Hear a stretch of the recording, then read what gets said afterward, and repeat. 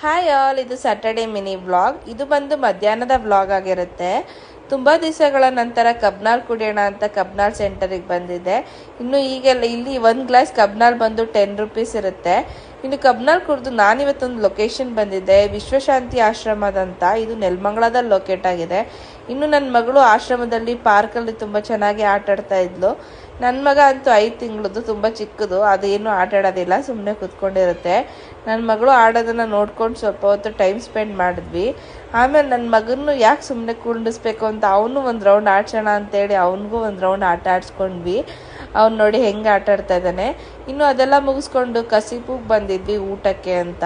ಇನ್ನು ಇಲ್ಲಿ location vibe ಅಂತೂ ತುಂಬಾ ಚೆನ್ನಾಗಿದೆ ಅಂತ ಹೇಳ್ಬೋದು. ನೀವೇ ಒಂದ್ಸತಿ ವೈಬ್ ನೋಡಿ. ಇನ್ನು ಇಲ್ಲಿ ನಾವು ವುಡ್ ಫೈರ್ ಪಿಜ್ಜಾನ ಆರ್ಡರ್ ಮಾಡ್ಕೊಂಡಿದ್ವಿ. ಇನ್ನೊಂದೆರಡು ಫೋಟೋಸ್ ತಗೊಂಡು ಸೆಜ್ವಾನ್ ಫ್ರೈಡ್ ರೈಸ್ ಆರ್ಡರ್ ಮಾಡಿದ್ವಿ ಊಟಕ್ಕೆ. ಇದು ಇವತ್ತಿನ ವ್ಲಾಗ್ ಆಗಿರುತ್ತೆ. Thank you so much for